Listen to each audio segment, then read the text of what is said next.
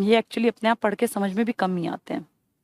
ये रियासतें हो गई, हाँ ये देखो, ये हरियाणा के प्रमुख स्वतंत्रता सेनानी, ये कल के टॉपिक का हिस्सा मान लो, है ये अगले टॉपिक में लेकिन ये कल से जुड़ा हुआ है। जिसने कल की क्लास ढंग से ली है उसको ये आसानी से समझ में आएगा। इसमें कुछ नाम मैं बोलूंगी, तुम्हें सारे आते मिलेंगे अगर तुमने पढ़ा होगा तो कल की क्लास को, वरना नहीं आएंगे। क्या कह रहे हैं ये? नाहर सिंह एक आदमी है, पहला कैरेक्टर है स्वतंत्रता सेनानी में नाहर सिंह। पहले मैं बता दूं मैंने कल क्या क्या बताया था जो कि आपको आना चाहिए। नाहर सिंह का किला है, नाहर सिंह बल्लभगढ़ को संभाल रहे थे अंग्रेजों के विरुद्ध, और बल्लभगढ़ का शेर कहलाते हैं ये। इनको फांसी दी थी अंग्रेजों ने 57 की क्रांति में, क्योंकि इन्होंने अंग्रेजों के विरुद्ध इंडियंस के साथ खड़े होकर उनको लीड किया था, तो इसीलिए अंग्रेजों ने इनको फांसी दी सरेआम। दिल्ली में लाल किले पर इनको फांसी दी गई थी। इन्होंने 57 की क्रांति में अंग्रेजों को नाको चने चबवाए थे, अंग्रेजों के छक्के छूट गए थे जब इन्होंने अपना और कहते हैं कि इन्होंने बहुत बड़ा रोल प्ले किया था दिल्ली को सेफ रखने में भी। क्यों? क्योंकि फरीदाबाद से ही आसानी से एंट्री हो सकती थी दिल्ली में, वहां उस जगह इन्होंने बिल्कुल रोक दिया था अंग्रेजों को। तो 57 की क्रांति का एक बड़ा चेहरा थे नाहर सिंह, लेकिन बाद में फांसी दे दी गई। 1829 में बल्लभगढ़ रियासत के प्रशासक नाहर सिंह बने। तो बल्लभगढ़ का शेर तभी तो है क्योंकि बल्लभगढ़ में जन्मे होंगे, यहाँ के प्रशासक थे। इन्हें बल्लभगढ़ का शेर भी कहा जाता है। देखो बल्लभगढ़ फरीदाबाद में है ना, ये बल्लभगढ़, तब ये रियासत थी। रियासतें बाद में जिलों में और फिर जिले राज्यों में डिवाइड हुए ना, तो ऐसे ही इकट्ठे हुए। तो बल्लभगढ़ का शेर हरियाणा के नाहर सिंह कहलाते हैं। ये दिल्ली में अंग्रेजों के विरुद्ध विद्रोह में शामिल हुए। दिल्ली मतलब बहादुर शाह जफर वाली बात। 23 सितंबर 1857 को अंग्रेज अधिकारी शावर्स, याद है कल ये शावर्स, इसने बहुत मतलब एक दम के साथ दिल्ली पे कब्जा किया था। फिर रेवाड़ी ये आया, रेवाड़ी के राव तुलाराम जी को रेवाड़ी छोड़नी पड़ गई थी, इतना दमदार मतलब बड़ी सेना फौज लेके इन्होंने हरियाणा के ऊपर कूच कर दिया था। फिर रेवाड़ी से जब वो लोग चले गए, राव तुलाराम जी चले गए, तो फिर ये गए थे झज्जर की तरफ। फिर इन्होंने झज्जर वालों को जो है उनको इनके सामने घुटने टेकने पड़े। यानी शावर्स बड़ी फौज के दम पे क्रांति को दबाने में सफल रहा था। नहीं तो कोशिश तो कईयों ने की लेकिन वो हारे थे, ये जीता था शावर्स। ठीक है, तो इसी ने देखो इनको घुड़साल में बंद किया था, फिर इसने इनको गिरफ्तार करके दिल्ली भेजा, वहां उनको फांसी हुई। तो अंग्रेज अधिकारी शावर्स ने नाहर सिंह को घुड़साल में कैद कर दिया, जहां घोड़ों को रखते हैं ना वहां बंद करवा दिया। शावर्स बहुत बड़ा नाम है। राजद्रोह का मुकदमा चला। उस टाइम पे अंग्रेज क्या बोले कि ये राजद्रोही है। आज भी कोई कुछ बोल दे राजद्रोही कह देते हैं ना, कि मतलब जो राज के खिलाफ द्रोह करे, तो राजद्रोही कहा, जबकि हमारे लिए क्रांतिकारी था ये। राजद्रोह का मुकदमा चलाकर अंग्रेजों ने इन्हें 9 जनवरी 58 को चांदनी चौक पर सरेआम फांसी पर, मैंने शायद लाल किला बोल दिया, चांदनी चौक पर सरेआम फांसी पर लटका दिया। मैंने कल भी बताया था कि सरेआम फांसी देने का सिर्फ एक लॉजिक था कि जब वो फांसी पे लटकेगा तो भीड़ खड़ी होगी, और भीड़ उसको देख के ये मन में सोचेगी कि हम ऐसा काम कभी नहीं करेंगे जैसे ऐसे फांसी पे झूलना पड़े। अपने बेटे को कोई भी उस रास्ते पे चलने नहीं देगा, यानी क्रांति की राह से बचा के रखेंगे अपने बच्चों को। और यही अंग्रेज चाहते थे। चाहते तो इनको तुरंत गोली ना मार देते, भाई राजद्रोह किया गोली मार दो, लेकिन गोली मारने से कोई डरता नहीं। अगर सरेआम फांसी होगी तो लोग डरेंगे, अपने बेटे को कोई उस रास्ते पे चलने नहीं देगा। इसीलिए सरेआम फांसी मन में दहशत बैठाने के लिए दी गई थी। इस क्रांति के बाद ढेरों लोगों को सरेआम फांसी हुई थी। ठीक है, तो ये चांदनी चौक में। अब्दुल रहमान खान, डबल र था ना, झज्जर में डबल ज था, झज्जर का लीडर था, कल इसी तरीके से याद कराया था। झज्जर के नवाब के नाम से प्रसिद्ध अब्दुल रहमान खान, बहुत इंपॉर्टेंट, 57 को क्रांति में अंग्रेजों के विरुद्ध विद्रोह किया था। इन्हें अक्टूबर 57 को लाल किले के सामने फांसी पर लटका दिया। चांदनी चौक और लाल किला आमने सामने ही तो हैं। ये लाल किला मान लीजिए, इसके सामने आज दो रोड चलती हैं, एक जाने वाली एक आने वाली। इसके सामने दोनों रोड्स के आगे का हिस्सा ही चांदनी चौक है, तो कोई अंतर नहीं है, एक ही जगह है ये। लाल किला और चांदनी चौक बिल्कुल आमने सामने है, चांदनी चौक के ही सामने लाल किला है बिल्कुल। ठीक है, तो झज्जर के नवाब अब्दुल रहमान खान को क्रांति में अंग्रेजों के विरुद्ध विद्रोह किया ना, तो इनको लाल किले के सामने फांसी पर लटका। वही कारण कि लोग डर जाएं। अब देखो बड़े बड़े लोगों को कैसे ये पत्ता साफ कर रहे हैं ताकि वो क्रांति सोच भी ना पाए। नाहर सिंह को इन्होंने फांसी पे चढ़ाया, नाहर सिंह जो बल्लभगढ़ का शेर था, और अब्दुल रहमान खान जो झज्जर के नवाब थे। यानी इन्होंने ना हिंदू बख्शे ना इन्होंने मुसलमान, इन्होंने सबको एक लाइन पे लगा दिया। ठीक है, इनको तो बस मारने से मतलब था। राव तुलाराम जी, कल हमने पूरी डिटेल से इनके बारे में जाना था। अहीर बंधु है ना ये, और गोपाल देव। राव तुलाराम ने 57 की क्रांति के दौरान रेवाड़ी, बोहड़ा और शाहजहांपुर पर अपना अधिकार जमा लिया था। इन्होंने नसीरपुर में अंग्रेजी सेना से सामना किया। लंबे संघर्ष के बाद इस युद्ध में फिर ये हारे थे। इन्हें पराजित होकर अफगानिस्तान भागना पड़ा, काबुल, और वहीं इनकी 23 सितंबर 1858 को डेथ हो गई। और उस डेथ के कारण हम उस दिन को शहीदी दिवस के रूप में मनाते हैं। इन्हीं की डेथ है वो, जिसको आप शहीदी दिवस, हरियाणा में 23 सितंबर को इनकी डेथ के कारण शहीदी दिवस। कुछ लोग कहते हैं कि कुछ गद्दार लोगों ने इनके खिलाफ काम किया था, इसलिए फंसे थे, इनको भागना पड़ा था। नवाब अहमद अली, अहमद, अकबर, कल दो चीजें तुम्हें याद कराई थी, फ, पटौदी में प पहले आता है ना, तो अकबर था, और फर्रुखनगर में अहमद था। अकबर अली, अहमद अली, पटौदी और फर्रुखनगर के नवाब। तो नवाब अहमद अकबर के बाद, यानी ये कहाँ का होगा, फर्रुखनगर का। सितंबर 1857, ये मई जून जुलाई में तो ये हीरो थे, लेकिन सितंबर आते आते ये कमजोर पड़ गए थे सारे। सितंबर 57 में दिल्ली सम्राट को अपनी गद्दी पुनः प्राप्त करने में नवाब अहमद अली गुलाम खान ने महत्वपूर्ण भूमिका निभाई थी। वो जो केंद्रीय नेतृत्व कर रहा था ना, क्या नाम था, बहादुर शाह जफर, उसको अपनी गद्दी पे बैठाने में एक इंपॉर्टेंट रोल प्ले किया था इसने। गद्दी उसकी छीन ली गई थी, इसने दोबारा कोशिश की अपनी सेना के छोटे से एक एरिया का, एक छोटी सी रियासत का। अहमद अली कहाँ का होगा, फर्रुखनगर, फर्रुखनगर है ही कितना, गुड़गांव के एरिया में, तो फर्रुखनगर उस रियासत का मालिक, इसने मदद की दिल्ली के मुगलों के अंतिम वंशज की कि उसको दोबारा गद्दी मिल जाए। तो कितनी बड़ी बात है, जिसकी खुद बहुत छोटी आइडेंटिटी थी, वो दिल्ली के मुगल की हेल्प कर रहा है। तो पूछ लेंगे हरियाणा में 57 की क्रांति में किसने मुगल सम्राट को दोबारा गद्दी पाने में मदद की, तो यह है नवाब अहमद अली। ठीक है, इसके बाद क्या कह रहे हैं, जनवरी 1858 को राजद्रोह, तो इसके खिलाफ भी वही मामला, राजद्रोह का आरोप लगाकर अंग्रेजों ने उन्हें चांदनी चौक में कोतवाली के सामने सरेआम फांसी पर लटका दिया। अब ये देखो, सारे बड़े लीडर्स को सरेआम फांसी, लीडर्स को देख के जनता अपने आप डरपोक और कमजोर बन जाएगी कि ऐसी फांसी हमें नहीं चाहिए। तो ये देखो, तीनों जितने बड़े नाम पड़े सबकी फांसी। अगला है नूर, नूर किसके चेहरे पे था, रानी के चेहरे पे ना, रानिया रियासत के थे, नूर मोहम्मद खान, नूर समंद खान। नूर समंद खान रानिया सिरसा रियासत का शासक थे। जून 1857 को ओढ़ा गांव में अंग्रेजी सेना से हुए युद्ध में हार का सामना करना पड़ा। तो नूर समंद खान रानिया। लाला हुकुमचंद, ह से हुकुम, ह से हांसी के होंगे ये, हुकुमचंद जैन, जिनको अंतिम फांसी हुई थी ना मुनीर बेग और इनको, पेशे से सरकारी कर्मचारी थे, सरकारी ना अंग्रेजों के अंडर। हुकुमचंद जैन ने झांसी लिख दिया गलती से, ये हांसी लिखना है इसको, हांसी, झांसी नहीं हांसी, हुकुमचंद हांसी में 57 की क्रांति में अंग्रेजी शासन के विरुद्ध विद्रोह किया और दिल्ली सम्राट को समर्थन प्रदान किया।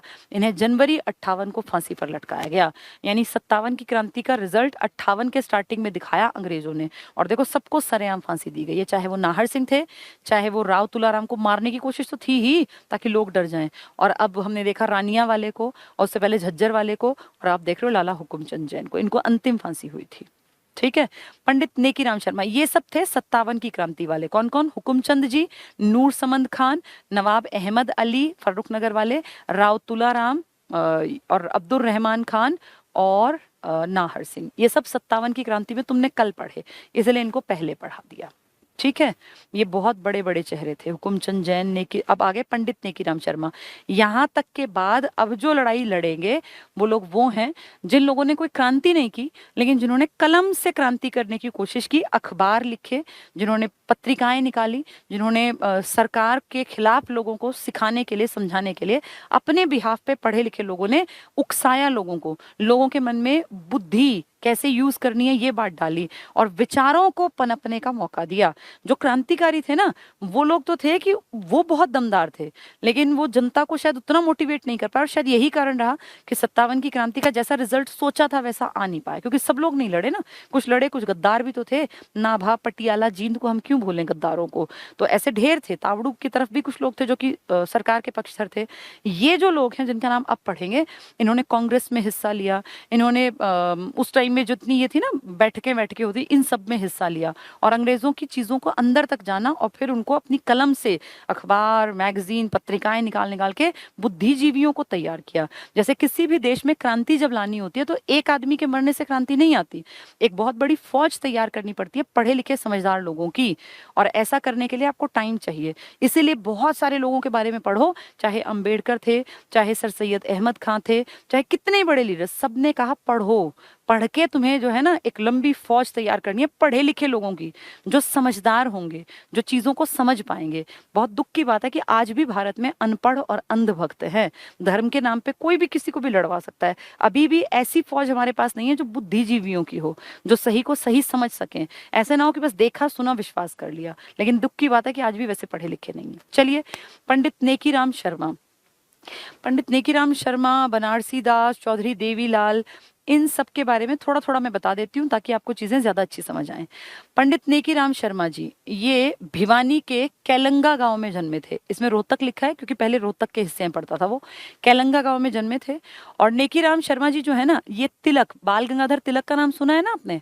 तिलक, लाल बाल पाल तिलक, जो कि महाराष्ट्र की तरफ थे, उनसे बहुत प्रभावित थे। यानी उनके क्रांतिकारी विचारों का इन पे बहुत असर था। तो तिलक के ये जो जितने भी उनके काम थे उनसे कहीं ना कहीं ये मोटिवेटेड रहा करते थे। तो पंडित नेकीराम शर्मा, इनका जन्म रोहतक के कैलंगा, अब कैलंगा भिवानी में है, तब रोहतक का रियासत का था, तो रोहतक के कैलंगा, लेकिन अब भिवानी भी याद कर लेना, गांव में सितंबर 1857 को हुआ था। यानी जब क्रांति हो रही थी तब एक बच्चे का जन्म हुआ था, पंडित, क्या नाम था उनका? नेकीराम शर्मा। कहाँ? कैलंगा गांव भिवानी में। भिवानी से इन्होंने बाद में बड़े होकर एक अखबार भी निकाला था, संदेश नाम की पत्रिका, जिसमें इन्होंने बहुत अच्छी बातें लिखी थी ताकि लोग पढ़ लिख के जागरूक बन पाए। तो क्रांति के दौर में इनका जन्म हुआ था और उस टाइम तो इनको कुछ नहीं पता था, लेकिन बाद में इन्होंने कलम का यूज करके लोगों को बहुत ज्यादा समझदार बनाने के रास्ते में एक काम किया लोगों के लिए।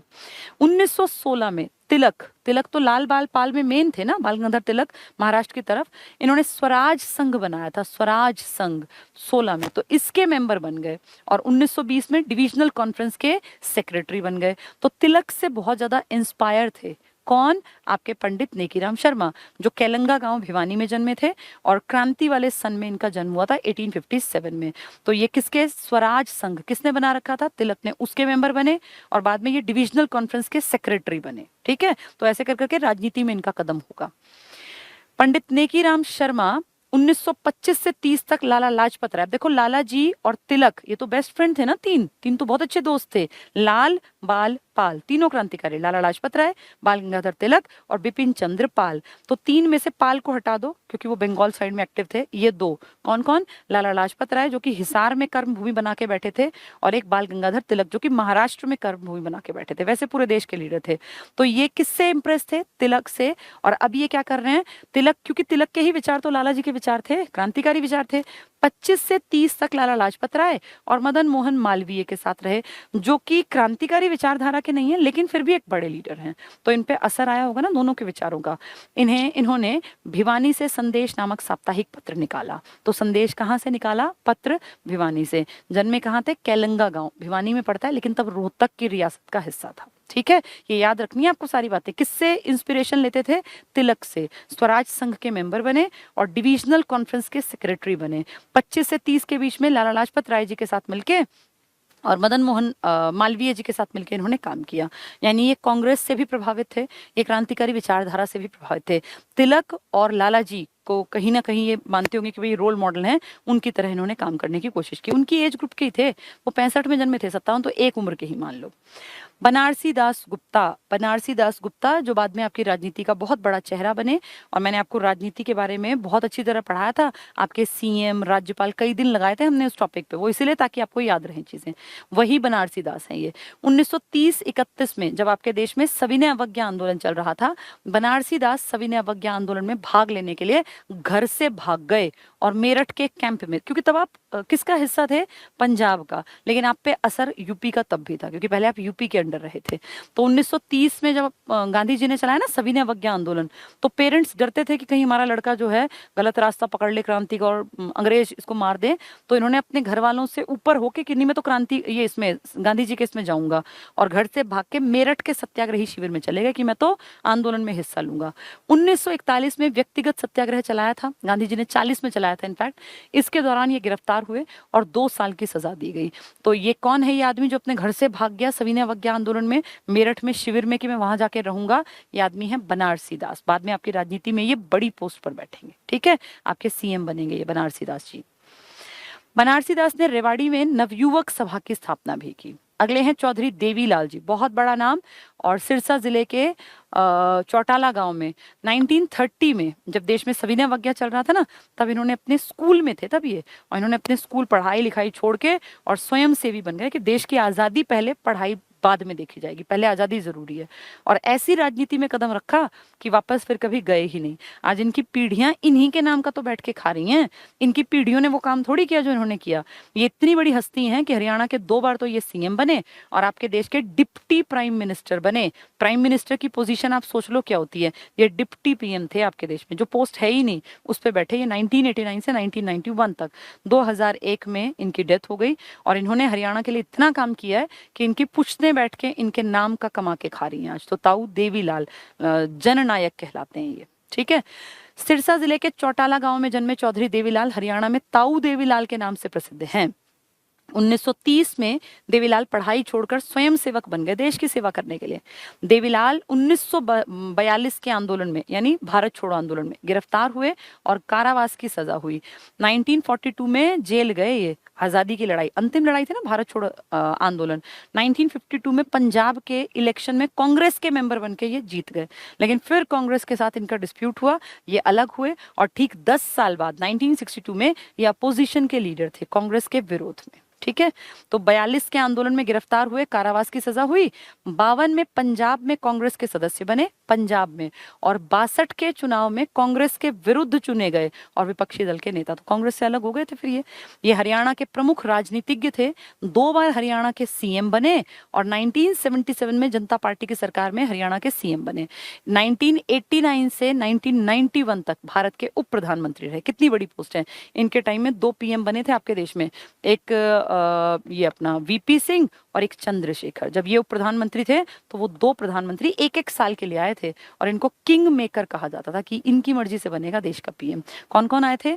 वीपी सिंह, विश्वनाथ प्रताप सिंह और चंद्रशेखर। 1989 से 90 और 90 से 91 इतने तक ही ये रहे थे, फिर ये हट गए थे। 6 अप्रैल 2001 को चौधरी देवीलाल जी का निधन हो गया। तो 30 में स्कूल छोड़ दिया, स्वयंसेवी बने। 42 के भारत छोड़ो आंदोलन में जेल गए। 52 में पंजाब के कांग्रेस के मेंबर चुने गए। 62 में विपक्ष के नेता बने। 2 बार सीएम बने। 77 में आपके सीएम वाली, जब ये आपातकाल का दौर था, तब जनता पार्टी की तरफ से सीएम बने और फिर 2001 में इनकी डेथ हो गई, ठीक है। आपके देश के डिप्टी प्राइम मिनिस्टर कब बने? 1989 से 1990। और उन 2 सालों में 2 पीएम कौन कौन आए? वीपी सिंह, विश्वनाथ प्रताप सिंह और चंद्रशेखर। किंग मेकर थे ये। सर छोटू राम, ऐसा शायद ही कोई होगा जिसने इनका नाम ना सुना हो, हरियाणा जी के कोई पढ़ रहा है तो। सर छोटू राम, नाम छोटू राम क्यों था? असली नाम था राम रिचपाल, ठीक है, लेकिन छोटू राम इसलिए क्योंकि घर में सबसे छोटे थे, हाइट भी छोटी थी और नंबर भी सबसे छोटा था भाइयों में, इसलिए नाम रख दिया छोटू राम। कह रहे हैं छोटू, तो छोटू राम बन गए। सर क्यों? क्योंकि अच्छे काम किए सोसाइटी के लिए, उपाधि दी थी सर की। तो सर छोटू राम हरियाणा में किसानों के मसीहा हैं।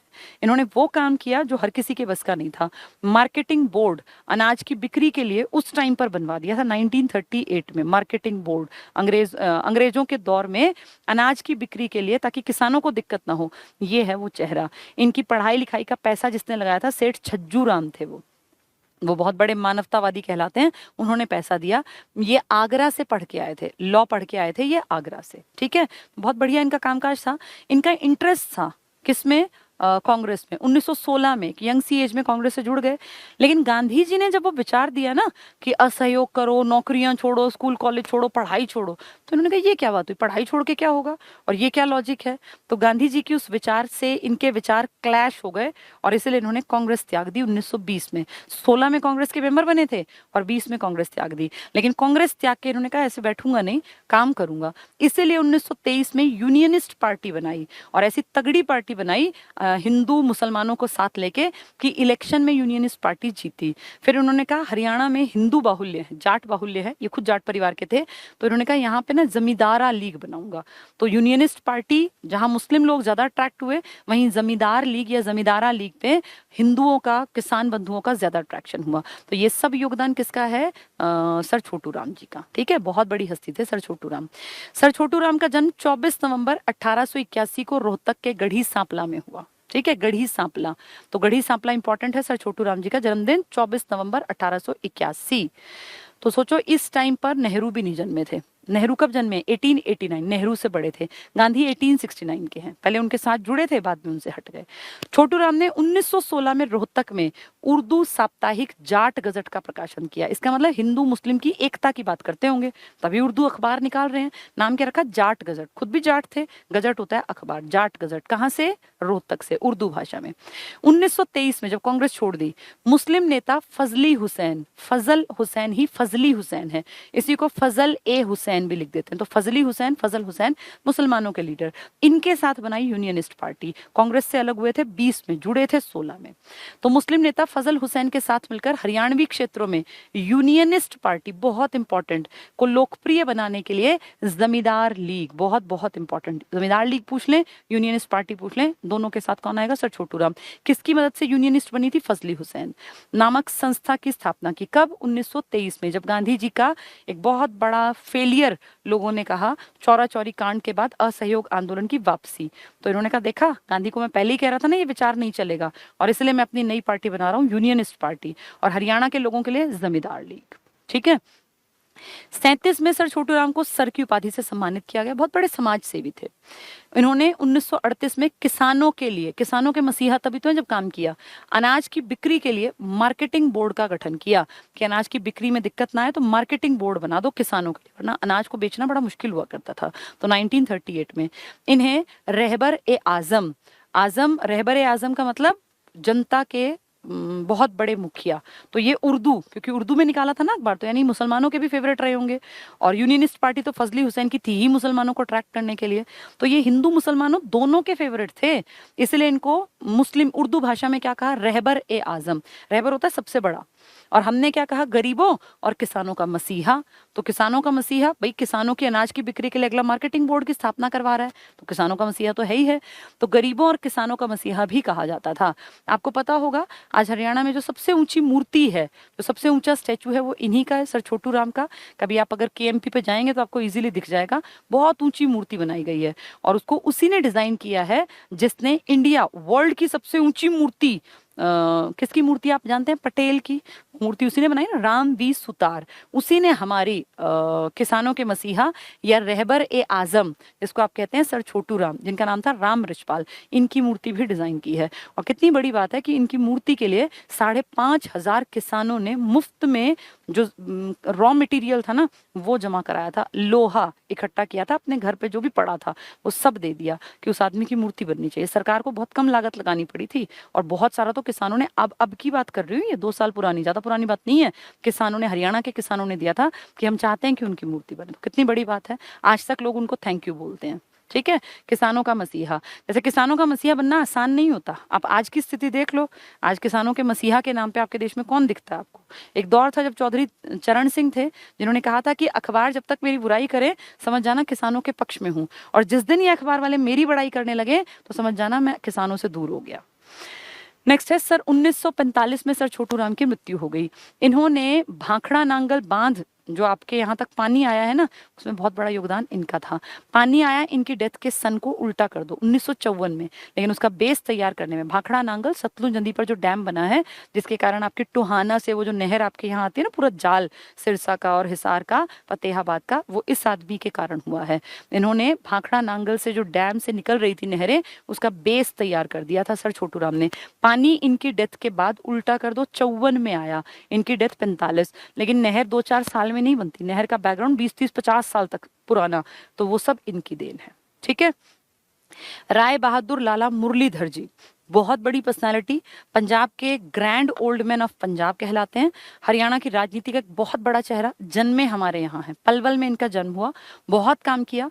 और कांग्रेस जब बनी थी 1885 में, तो उसकी पहली बैठक में पूरे देश के गिने चुने 72 आदमी गए थे, जिनमें से पंजाब हरियाणा को रिप्रेजेंट करने गए थे राय बहादुर, ये तो उपाधि है ना, लाला मुरलीधर जी। तो सोचो देश के 72 टॉप आदमियों में ये थे हरियाणा पंजाब को रिप्रेजेंट करने वाले। तब हरियाणा नहीं था, तब पंजाब था, पंजाब में हमें शामिल किया था ना।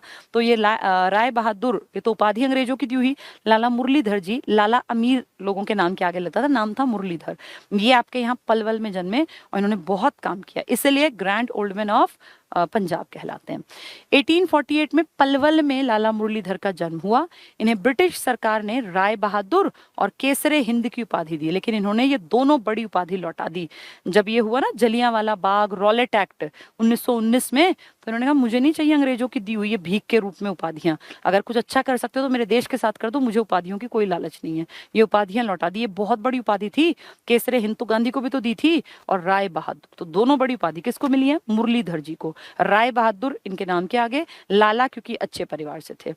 ये हरियाणा में कांग्रेस के संस्थापक थे। हरियाणा में जो कांग्रेस आई है ना, कांग्रेस देश में 1885 में बनी, बंबई में बैठक। 86 में इन्होंने कांग्रेस अंबाला में बना दी थी, अगले ही साल आके। तो हरियाणा में कांग्रेस के संस्थापक सदस्य रहे। इन्होंने 1886 में राष्ट्रीय आंदोलन में भाग लिया और जेल भी गए। तो कितनी बड़ी बात है देश के लिए जेल जाना। इन्होंने रॉलेट एक्ट, जिसको काला कानून कहा गया था, बिना दलील बिना अपील बिना वकील का कानून ना, इसके विरोध में 1921 में अपनी सभी उपाधियां लौटा दी। ऐसी कौन सी उपाधि लेके बैठे थे?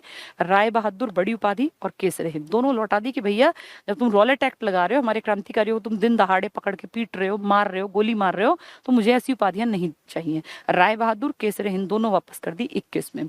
इन्हें grand old man of Punjab के नाम से जाना जाता है। कांग्रेस की पहली बैठक में गए थे और कांग्रेस की पहली शाखा इन्होंने अंबाला में बनाई। जन्मे कहाँ थे? पलवल में। कौन सी उपाधियां? राय बहादुर और ये अपनी केसरे हिंद 21 में लौटा दी।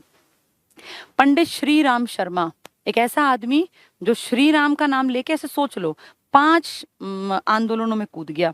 हरियाणा में को बिलोंग करने वाला ये आदमी 5 आंदोलनों में कूद गया। गांधी जी के थे सारे आंदोलन, 20 से लेके 42 जब तक देश आजाद हुआ, सारे आंदोलनों में हिस्सा लिया इन्होंने। 1 अक्टूबर 1899 को, यानी 1900 से बस 1 साल पहले को, झज्जर में पंडित श्री राम शर्मा का जन्म हुआ। श्री राम शर्मा ने कांग्रेस के सभी 5, बहुत इंपॉर्टेंट, सभी 5 सत्याग्रहों में, चाहे वो 20 वाला था, 21 का मतलब है 20 वाला असहयोग, और 30 वाला था, 32 वाला था, 40 वाला था, 42, जितने हुए व्यक्तिगत सत्याग्रह है, भारत छोड़ो, सविनय अवज्ञा, जितने नाम सुने तुमने, उन सब 5 में इन्होंने भाग लिया। ये पूछा जाता है ऐसी कौन सी स्वतंत्रता सेनानी हैं जिन्होंने सत्याग्रह 5 सत्याग्रहों में कांग्रेस के में हिस्सा लिया? तो कौन है? पंडित श्री राम शर्मा। ऐसे याद करना, श्री राम का नाम लेके 5 में कूद गए, भाग लिया, और ये लगभग 7 साल तक कारावास में रहे। 5 में हिस्सा लिया और 7 साल जेल काटी। तो 7 साल जेल बड़ा एक टाइम होता है। 1923 में रोहतक से आजादी के समर्थन में हिंदी और उर्दू में हरियाणा तिलक, बहुत बहुत इंपॉर्टेंट। जितने लोग काम कर रहे हैं ना, अगर आप समझ पाओ तो ये हिंदी और उर्दू दोनों के ऊपर काम कर रहे हैं। कारण हम ये दिल से चाहते थे कि हिंदू मुसलमान एक रहे, लेकिन ये अंग्रेजों की घटिया चाल थी जिन्होंने हिंदू मुसलमानों के मन में ऐसा जहर घोला कि वो आज तक खत्म नहीं हुआ। मध्यकाल के मुसलमान थे खराब बहुत सारे, लेकिन बहुत सारे बहुत अच्छे भी थे। अगर आप पढ़ते हैं हिस्ट्री तो आपको पता होगा, कुछ लोग कट्टर थे, लेकिन उस टाइम पे हमारे हिंदू और मुसलमानों में इतना बैर नहीं था जितना इन अंग्रेजों ने जानबूझ के घोल दिया। हिंदुओं और मुसलमानों की लड़ाइयां सदा से हुई थी, लेकिन ऐसा मन में जहर नहीं था जैसा कि आज दंगे पढ़े लिखे लोग भी उतर जाते हैं। ये सब अंग्रेजों की एक सोची समझी चाल थी, तो उसी के बारे में कह रहे हैं। देखो ये सब उर्दू में भी तो काम कर रहे हैं। नाम देखना, पंडित श्री राम, इनको क्या मतलब उर्दू से, लेकिन देखो उर्दू में काम कर रहे हैं। उर्दू में आजादी के समर्थन में हिंदी और उर्दू, यानी हिंदू मुस्लिम एकता के लिए हरियाणा तिलक नामक साप्ताहिक पत्र निकालते हैं, और हरियाणा का इतिहास और हरियाणा के नवरत्न, ये इसके लेखक है। बहुत बहुत बहुत ज्यादा इंपॉर्टेंट ये आदमी है, पंडित श्री राम शर्मा। श्री राम का नाम लेके 5 आंदोलनों में कूदे, 7 साल जेल में रहे। हरियाणा का इतिहास और हरियाणा के नवरत्न ये इन्होंने लिखे, दोनों इंपॉर्टेंट है, हरियाणा का इतिहास और हरियाणा के नवरत्न। और हरियाणा तिलक ये पत्र था, ये हिंदी में भी था और उर्दू में भी। हरियाणा के थे तो हरियाणा ही निकालते, हरियाणा तिलक, ठीक है। बहुत इंपॉर्टेंट कैरेक्टर है। इस आदमी ने हरियाणा का इतिहास भी लिखा, जिसने 5 आंदोलन में कूदा, जो 7 साल जेल गया। हरियाणा का इतिहास, हरियाणा के नवरत्न और हरियाणा तिलक, तिलक दोनों में, हिंदी में भी और उर्दू में। नाम के आगे पंडित है पर देखो उर्दू में भी काम कर रहे हैं, तो इसका मतलब ये अच्छे समझदार लोग थे। राम सिंह जाखड़, राम सिंह जाखड़ कुछ नहीं, झज्जर में छोटा सा काम किया, लेकिन काम किया लोकल लेवल पर। तो राम सिंह जाखड़ का जन्म हरियाणा के झज्जर जिले के लड़ायन गांव में हुआ था। ये स्वतंत्रता सेनानी समिति के अध्यक्ष थे, राम सिंह जाखड़। सुचेता कृपलानी एक बड़ी हस्ती, और जेबी कृपलानी की पत्नी, जेबी कृपलानी जो संविधान सभा के एक एक्टिव मेंबर थे। सुचेता कृपलानी आपके हरियाणा के अंबाला को बिलोंग करती हैं और इन्होंने आज़ादी में सत्याग्रहों में हिस्सा लिया, चाहे वो 42 का भारत छोड़ो आंदोलन था या उससे पहले की घटनाएं। ये यूपी की पहली महिला सीएम बनी थी, इसलिए इंपॉर्टेंट है, आपके राज्य की थी। जून 1908 को अंबाला, ये इंपॉर्टेंट है, जिले में जन्मी सुचेता कृपलानी एक प्रसिद्ध भारतीय स्वतंत्रता सेनानी थी। तो औरत होके अंबाला में जन्म लेके, और सोचो कहाँ पूरे देश के नाम पे जानी जाती हैं। सुचेता कृपलानी ने 1942 के भारत छोड़ो आंदोलन के दौरान भूमिगत अंडरग्राउंड रहते हुए राम मनोहर लोहिया, जयप्रकाश नारायण, अरुणा आसफ अली के साथ मिलकर स्वतंत्रता संग्राम की लड़ाई लड़ी। किसकी पत्नी है ये? जेबी कृपलानी की। ये भारत और यूपी राज्य की पहली महिला सीएम थी। तब हरियाणा यूपी का हिस्सा था ना एक टाइम पर, तो यूपी के साथ हमारा अटैचमेंट पहले से था। तो यूपी में पहली महिला जो सीएम बनी, भारत में भी पहली है और यूपी में भी पहली। कौन है ये? सुचेता कृपलानी। कहाँ जन्मी है? अंबाला में। 1 दिसंबर 74 को नई दिल्ली में इनकी डेथ हो गई। कैप्टन फतेह सिंह, सुभाष चंद्र बोस का नाम सुना होगा ना? सुभाष चंद्र बोस की सेना में एक बड़ी टुकड़ी के लीडर थे कैप्टन फतेह सिंह, आपके हरियाणा से।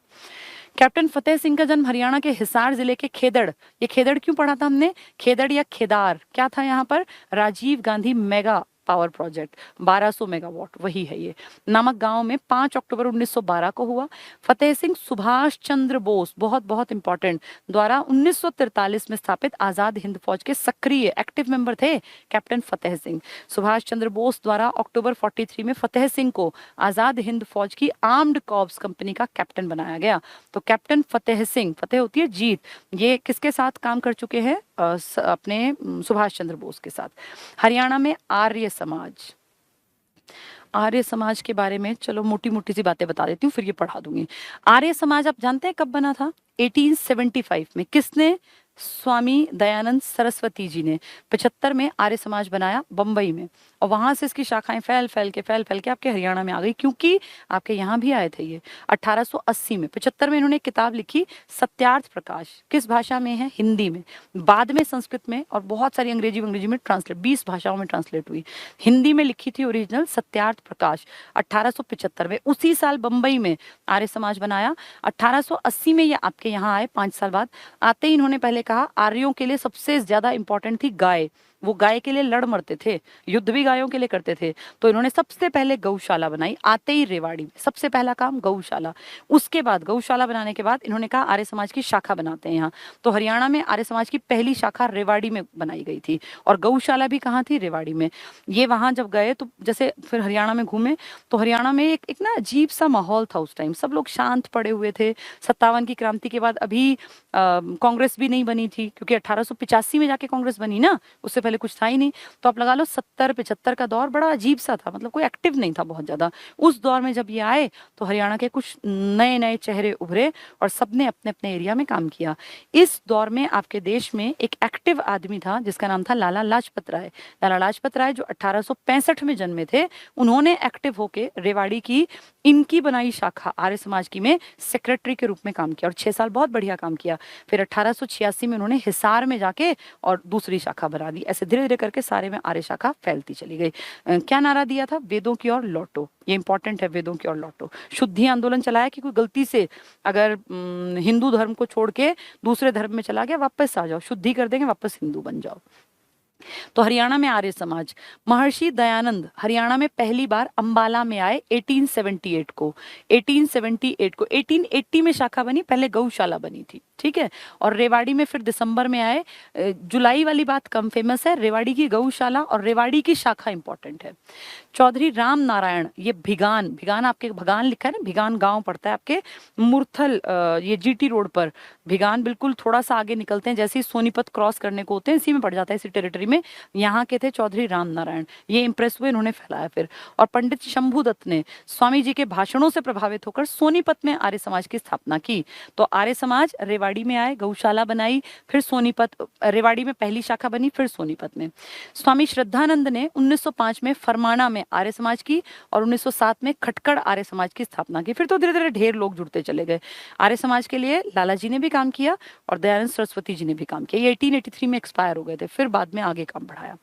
राज्य में आर्य समाज के विभिन्न आंदोलनों में भूमिका, भक्त फूल सिंह जिनके नाम की यूनिवर्सिटी है ना आपके यहाँ, उत्तर भारत का पहला महिला विश्वविद्यालय BPS, भक्त फूल सिंह महिला विश्वविद्यालय, ये उन्हीं को तो मानते थे, किनको, आर्य समाजी थे ये, इन्होंने तभी तो ये गुरुकुल और ये सब चीजें बनाई। तो भक्त फूल सिंह, स्वामी स्वतंत्रानंद, आचार्य भगवान देव, मेन नाम है भक्त फूल सिंह, इन्होंने इसका प्रचार प्रसार करते हुए बहुत सारे आंदोलनों का सूत्रपात किया। ठीक है, चलिए आज हमने ये सारी चीजें थोड़ी थोड़ी जान ली। ये बहुत बड़ा टॉपिक है, ये टाइम लेगा, इसलिए पहले मैंने पुरानी पढ़ाई चीजों को ही पढ़ाया है। भारत का स्वतंत्रता संग्राम, अब मैं 2-4 चीजें और बता दूं ताकि फिर जब मैं अगर 2 दिन 3 दिन मेरी क्लास नहीं भी होती है तो इन सब चीजों को किताबों से पढ़ लेना। ठीक है, स्वतंत्रता संघर्ष का पहला दौर 1885 से 1914। इस 85 में ऐसा क्या हुआ, आपके देश में एक बड़ी संस्था का जन्म हुआ जिसको आप कहते हैं कांग्रेस, और कांग्रेस के जन्म से बहुत सारे लोगों को एक आशा दिखाई दी, एक ऐसी मान लीजिए एक रोशनी दिखी कि अब शायद देश कुछ कर पाएगा, क्योंकि 57 की क्रांति के बाद सब एकदम से शांत पड़े हुए थे। एक होता है ना नेगेटिव टाइप का माहौल कि कुछ नहीं हो सकता, हम शायद गुलाम ही बन के रहेंगे, हमें वो लायकियत ही नहीं है कि देश आजाद हो। लेकिन कांग्रेस के आने से लोगों को लगा कि नहीं, हम भी अपनी बात अंग्रेजों के सामने रख सकते हैं। तो ये 85 का दौर था। भारतीय राष्ट्रीय कांग्रेस की स्थापना, आप सब जानते हो कांग्रेस 1885 में बनी, एओ ह्यूम ने इसके लिए बहुत काम किया। व्योमेश चंद्र बनर्जी इसके पहले, WC बनर्जी इसके पहले अध्यक्ष बने, और इसकी पहली बैठक मुंबई के गोकुलदास तेजपाल संस्कृत महाविद्यालय में हुई थी। इसमें 72 मेंबर्स प्रेजेंट थे, जिसमें से आपके एरिया से राय बहादुर कौन, लाला मुरलीधर जी गए थे, जो पलवल में जन्मे थे, और जिन्होंने वापस आके 1886 में अंबाला में पहली शाखा बना दी थी। तो वही है ये सारा। ठीक है, 1885 में कांग्रेस की स्थापना के समय शामिल हुए प्रतिनिधियों में हरियाणा के अंबाला से Lala Muralidhar, grand old man of Punjab, ने प्रतिनिधित्व किया। कांग्रेस के दूसरे अधिवेशन में झज्जर से पंडित दीनदयाल शर्मा और रोहतक से बाबू बाल मुकुंद गुप्त, दोनों इंपॉर्टेंट हैं, पेपर में आते हैं ये, पंडित दीनदयाल शर्मा और बाल मुकुंद गुप्त, ये गए थे दूसरे सेशन में। पहले में कौन गया था, राय बहादुर लाला मुरलीधर। ये कहाँ से थे, ये जन्मे थे पलवल में, लेकिन फिर काम कर रहे थे अंबाला में। ये ग्रैंड ओल्ड मैन ऑफ कौन कहलाते हैं, पंजाब, तब हरियाणा पंजाब ही था। ठीक है, फिर यहाँ दूसरी बार कौन गया, बाल मुकुंद गुप्त और पंडित जी। कौन से पंडित, श्रीराम शर्मा नहीं, श्रीराम तो नारा लगा के 5 में कूद गए थे, 7 साल जेल गए थे, उर्दू और हिंदी के लिए काम किया, हरियाणा का इतिहास लिखा, हरियाणा के नवरत्न लिखे, हरियाणा के ऊपर अखबार भी लिखा, हरियाणा संदेश। यह पंडित दीनदयाल शर्मा, ये गए थे, 2 आदमी, बाल मुकुंद गुप्त और दीनदयाल, दोनों नाम इंपॉर्टेंट है, तीनों बल्कि। 1888 में कांग्रेस के इलाहाबाद अधिवेशन यानी चौथी बैठक, चौथी में लाला जी गए। लाला लाजपत राय के बारे में जानते हो, लाला लाजपत राय का जन्म 1865 में हुआ था पंजाब में। इनके पिताजी एक सरकारी स्कूल में टीचर थे, उर्दू और पारसी पढ़ाते, पर्शियन भाषा, और उर्दू पढ़ाने के चक्कर में कभी कहीं स्कूल में ट्रांसफर होता सरकारी, कभी कहीं। तो जब ये महज 5 साल के थे, लाला जी बच्चे थे, 1865 में जन्मे थे पंजाब में, तो इनके पिताजी का ट्रांसफर हो गया हरियाणा के रेवाड़ी में एक सरकारी स्कूल में। तो 5 साल में ये रेवाड़ी आ गए। तब किसी को क्या पता था कि ये बच्चा कल को क्या बड़ा आदमी बनेगा।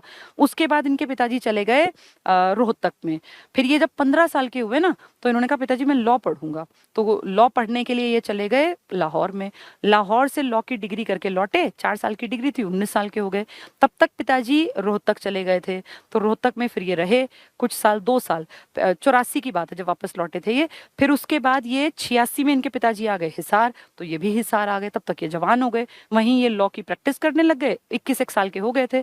और फिर इन्होंने वहीं अपनी कर्म भूमि बना ली कि मैं यहीं काम करूंगा।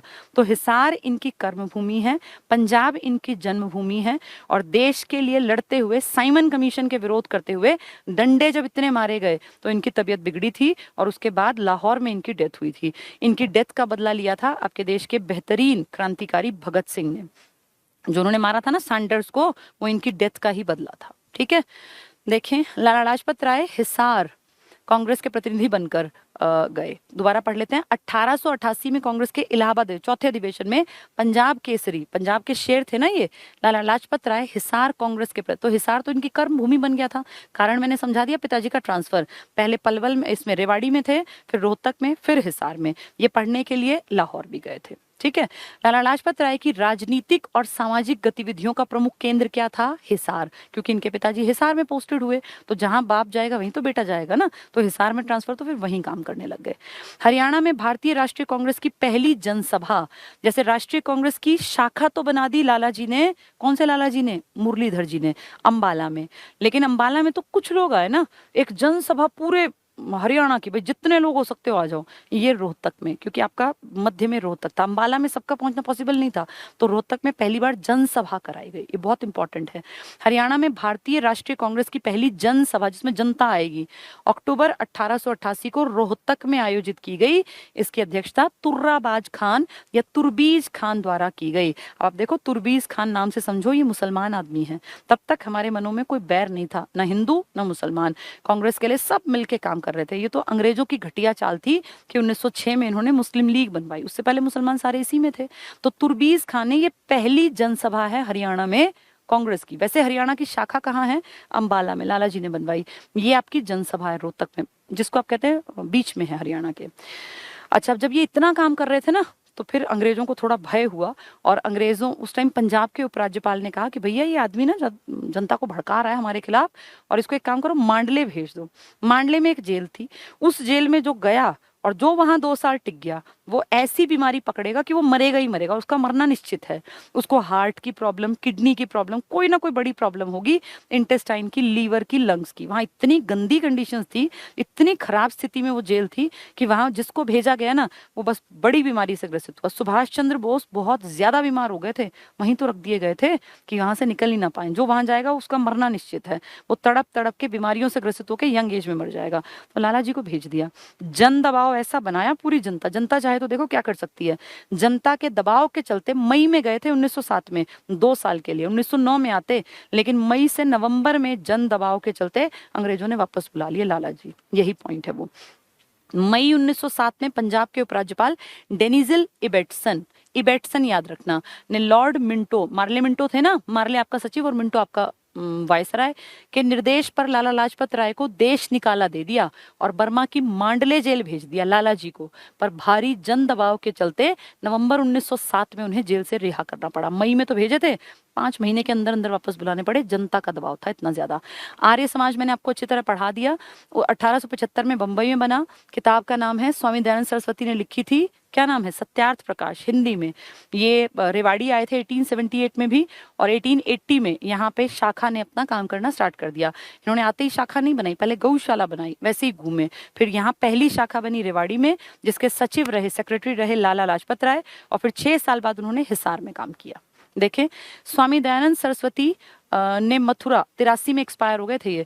मथुरा के स्वामी विरजानंद, ये इनके गुरु हैं, की प्रेरणा से 1857, गलत लिखा है इसको ठीक कर लेना, 75 है ये, 1875 में मुंबई में आर्य समाज की स्थापना की। ये एक हिंदू सुधार आंदोलन था। हरियाणा प्रदेश की पिछड़ी और निष्प्राण सी जनता, जनता बिल्कुल ढीली हो गई थी, विशेष रूप से गांव में बसने वाली, में पहले पहल चेतना कि उठो जागो, तुम ऐसे क्यों बैठे हो, पहले पहल चेतना लाने का श्रेय आर्य समाज को जाता है। तो तभी तो यहाँ आर्य समाज की शाखाएं बनी।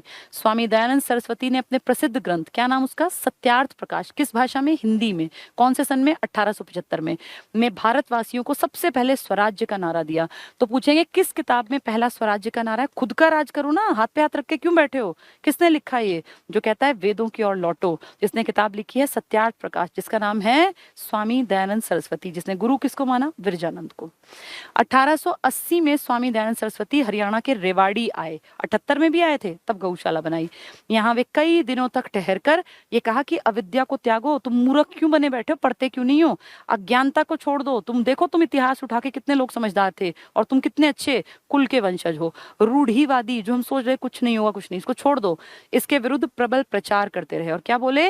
वेदों की ओर लौटो, पढ़ो अपने वेद, तुम दुनिया पे राज कर चुके हो, तुम वो लोग हो जिनका व्यापार उस टाइम पर हजारों साल पहले इंटरनेशनल ट्रेड था तुम्हारा, और तुम आर्यों के वंशज हो जिन्होंने पता नहीं कितनी बड़े टेरिटरी पर राज किया है। तो उससे पढ़ के लगता है ना, हाँ यार हम तो बहुत लायक थे, तो लोगों में थोड़ी चेतना आई।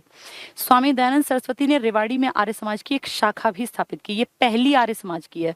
अगर पूछे कांग्रेस की तो अंबाला में लाला मुरलीधर ने, और अगर कहें आर्य समाज की तो रेवाड़ी में। इससे पहले गौशाला बनाई थी 78 में।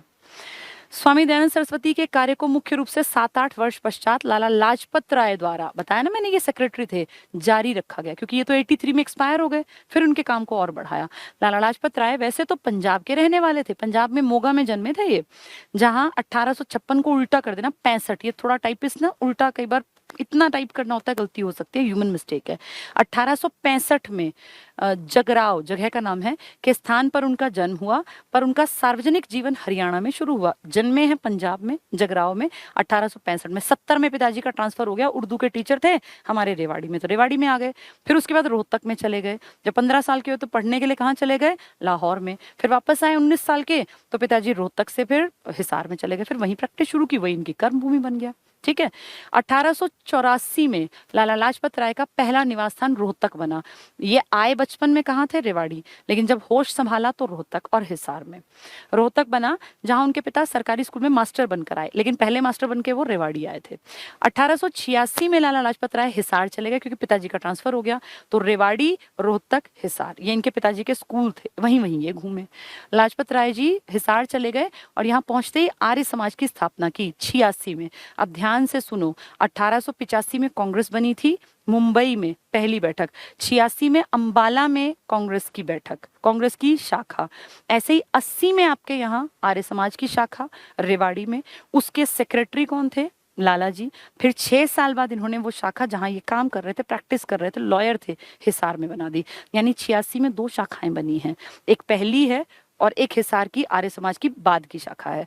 पहली शाखा किसकी है? अंबाला में कांग्रेस की, और 86 में हिसार में किसकी शाखा बनी है? आर्य समाज की, जिसकी पहली शाखा रेवाड़ी में 1880 में बन गई थी। ठीक है। हिसार में आर्य समाज के प्रमुख थे लाला चंदूलाल।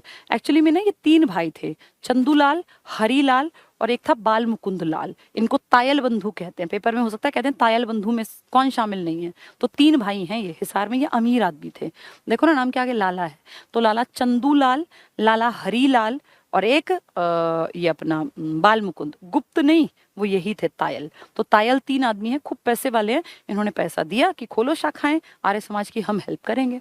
ठीक है। तो ये 3। हिसार और रोहतक के ग्रामीण क्षेत्रों में रामजी लाल, ये एक कोई डॉक्टर थे, इन्होंने बहुत लोगों को जगाया। रामजी लाल नामक सांघी गांव, रोहतक के एक डॉक्टर ने हरियाणा के लोगों में राजनीतिक चेतना लाने में विशेष योगदान दिया।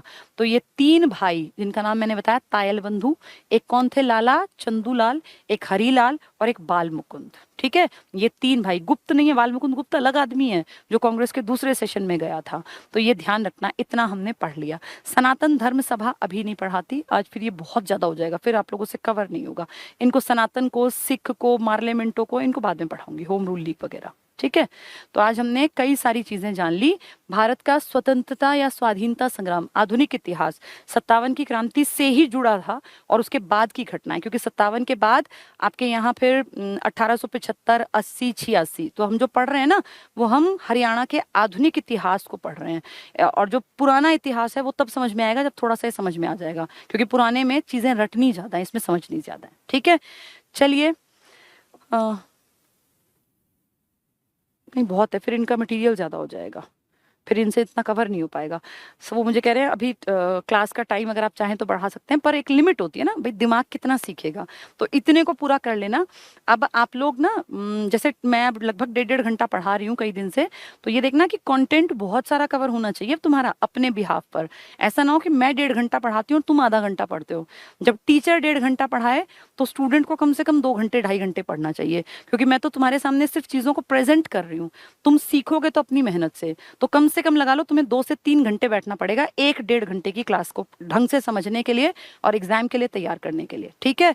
तो अब मैंने आपके बहुत सारे टॉपिक करा दिए, जिनके पास किताब है वो उठा के उन टॉपिक्स की हेडिंग देख के टिक मार्क करके देखो कि कितना सारा पोर्शन तुम्हारा इंपॉर्टेंट निपट गया। अब धीरे धीरे करके स्पीड बढ़ा के, अब जैसे मैं मंडे को क्लास ले पाऊंगी, अब मैं यहाँ पे हूँ नहीं क्योंकि, तो इसलिए क्लास नहीं होगी। अब 2-3 दिन बहुत सारे लोग फोन मत करना कि मैम की क्लास है कि नहीं है, ये पहले ही मैं बता के जा रही हूँ कि कल मैं यहाँ नहीं हूँ, कल मेरी सेंटर में भी कोई क्लास नहीं है अब 2-3 दिन तक।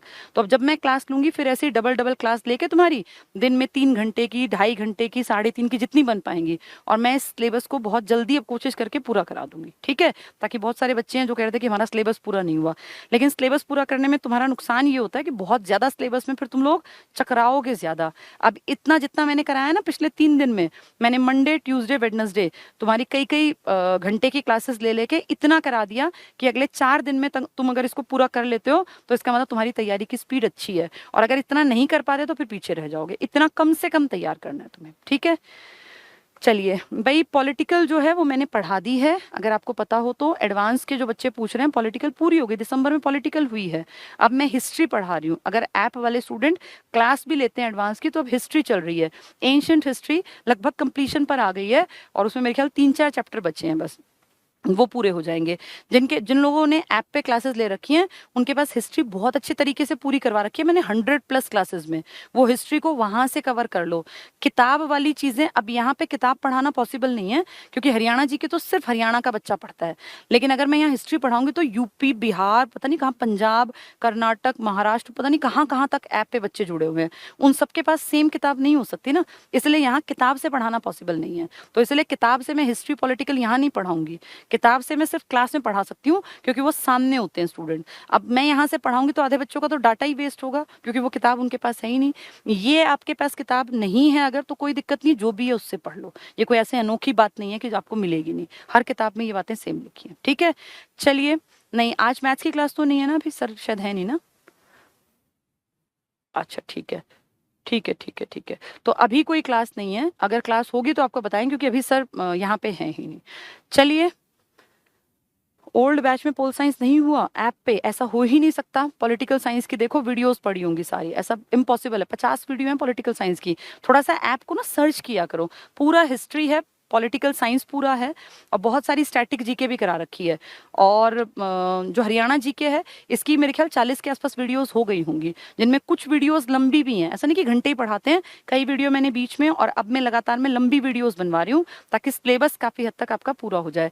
पेपर आपका अगर मार्च में होता है तो ऐसा होगा कि हम पूरा सिलेबस करके मेन मेन चीजों को मैं अगर टाइम मिला तो की कंडीशन के साथ रिवाइज भी करा दूंगी, ठीक है। चलिए आज के लिए इतना ही, थैंक यू।